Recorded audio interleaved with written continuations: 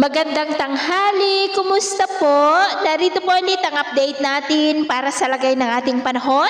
Ngayong tanghali po ng July 25, 2024 na kung saan sa ngayon ay nasa boundary na po ng ating area of responsibility si Bagyong Karina at palabas na po ito anytime from now. Pero nagbabanta po yan na maglandfall ulit dyan po sa may silangang bahagi ng China. Malayo na po ito sa ating kalupaan pero patuloy pa rin itong hinahatak ang habagat na siya pa rin pong dahilan ng mga pag-uulan lalo na po dyan sa may Ilocos Region, Cordillera, Central Luzon, Metro Manila, Batangas at Mindoro Provinces.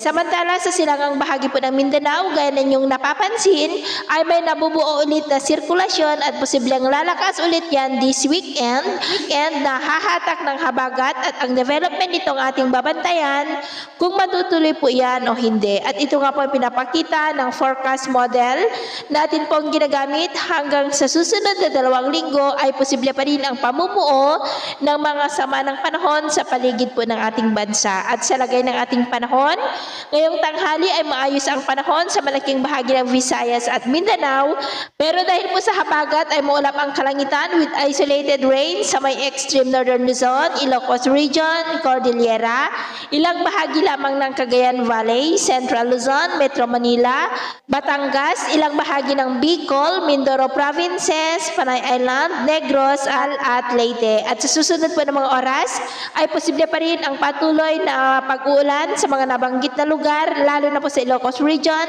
Central Luzon, Metro Manila, Batangas, Quezon, Bicol Region, Mindoro Provinces, Panay Island, Holosulu at Zamboanga. Kaya mag-ingat po tayo sa posibleng banta pa rin ng mga pagbaha at pagguho ng lupa. At sa atin naman pong mga baybayin, dahil po sa habagat at epekto ng bagyong si Karina, ay iwasan muna natin ang papalaot sa western seaboard po ng Luzon, northern seaboard ng Luzon at eastern seaboard ng northern at central Luzon, dahil ang mga alon po dyan ay posibleng aabot hanggang po sa 2.5 to 5 meters height. Kaya iwasan po muna natin ang papalaot dyan po sa mga may kulay pula para mas makaiwas sa mga sakunang pangkaragatan. So yun po muna ang latest update natin sa araw na ito. At ako po muli si James na nagsasabing sa kahit na pagsubok po na darating sa ating buhay, huwag na huwag po tayong mawawalan ng pag-asa. Thank you and God bless!